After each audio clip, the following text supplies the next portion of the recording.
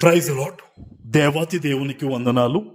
ప్రభు నామమున మీ అందరికీ నా ప్రత్యేకమైన వందనాలు, శుభాలు తెలియజేస్తున్నాను. మీరు ప్రార్థించిన తర్వాత మీ ప్రార్థన అవసరం నాకు తెలియచేయండి. నేను మీకోసం ప్రార్థిస్తాను. ఈ దినము కొరకు ఏర్పాటు చేయబడిన దేవుని వాగ్దానము యెహోషువ గ్రంథము 3వ అధ్యాయము 13వ వచనము. సర్వలోక నాగుదొడగు యెహోవా నిబంధన మందసమును మోయు యాజకుల అరకాళ్ళు యొర్దాను నీళ్లను ముట్టగానే యొర్దాను నీళ్లు అనగా ఎగువ నుండి పారు నీళ్లు ఆపబడి ఏకరాశిగా నిలుచును. దేవుని నామానికి మహిమ కలుగునుగాక. ఈ ఉదయకాల సమయంలో సర్వ సృష్టికర్త అయిన నీ తండ్రి నిన్ను ఆశీర్వదించి గొప్ప వాగ్దానాన్ని నీకు అందిస్తూ ఉన్నారు. హల్లెలూయా.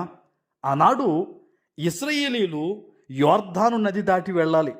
అయితే దేవుడు ఎంత గొప్ప అద్భుతం జరిగించారంటే, ఆ మందసాన్ని మోసే యాజకుల యొక్క అరిపాదాలు ఆ నీటిని తాకగానే ఎగువ నుండి వస్తున్న ఆ నీళ్లు, ఆ నది నీళ్ళన్నీ కూడా ఎలా నిలిచిపోయాయో తెలుసా?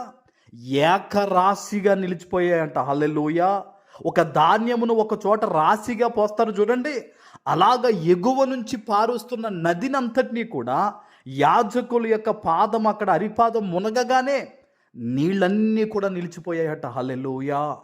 ఈరోజు దేవుడు ఎంత గొప్ప వాగ్దానాన్ని నీకు ఇస్తున్నారో తెలుసా? నూతన నిబంధన ప్రకారం ప్రధాన యాజకుడు ఎవరండి? యేసుక్రీస్తు ప్రభువారు.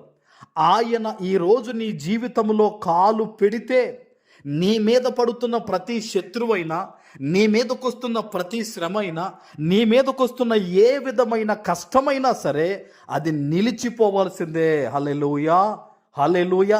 ఏ రూపములో శోధన నిన్ను వెంటాడుతున్నా సరే, ఏ రూపములో ఆ ఇబ్బంది నిన్ను ముంచివేయాలని చూస్తున్నా సరే, ఈరోజు ఎక్కడ నుంచి నువ్వు వాగ్దానం వింటున్నావో మోకాళ్ళేసి దేవుని సన్నిధిలో ప్రార్థించు. అయ్యా, నువ్వు నాకు కావాలి తండ్రి, నా జీవితంలోనికి రండి ప్రభువా, నాలోనికి రండి నాయన, నాతో నివాసము చెయ్యండి నాయన అని పశ్చాత్తాపంతో, నేను మరలా చెప్తున్నాను, పశ్చాత్తాపంతో కనుక నువ్వు ప్రార్థన చేసినట్టయితే, ఆనాళ్ళు యాజకులు అక్కడ అడుగు పెట్టగానే నీళ్లు నిలిచిపోయినట్టుగా ఈరోజు ఎక్కడ నుంచి నువ్వు దేవుని వాగ్దానాన్ని వింటున్నావో, నీ జీవితంలో క్రీస్తు అడుగు పెట్టుచుండగానే ప్రతి విధమైన కష్టము నీ గుమ్మము బయటే నిలిచిపోబోతుంది. ఆమేన్.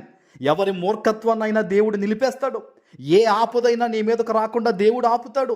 శ్రమలన్నిటి నుంచి కూడా దేవుడు నిన్ను విడిపిస్తారండి. ఆమేన్. ఇది నా మాట కాదు, ఇది మనుషుల మాట కాదు, దేవుని మాట ఇది. సజీవుడైన దేవుడు, నీ పరిస్థితిని చూచిన దేవుడు ఈరోజు ఈ వాగ్దానం ద్వారా నీతో మాట్లాడుతున్నాడు. ఎంత అద్భుతం అండి ఇది! ఎలా జరుగుతుందండి? పైనుంచి పొర్లి అంత వేగంగా వచ్చే నీళ్లు ఒక రాశిగా ఎలా నిలిచిపోతాయండి? ఈరోజు చాలామందికి అదే అనుమానం. నా జీవితంలో కష్టాలు ఎలా అయిపోతాయి, ఈ శ్రమలు ఎలా అయిపోతాయి, ఆ మనిషి ఎలా మారతాడు, ఈ పరిస్థితులు ఎలా మారతాయి? మారతాయి. అది దేవుని మీద విశ్వాసం ఉంటే మారతాయి. నువ్వు నమ్మకంతో ప్రార్థన చేస్తే మారతాయి.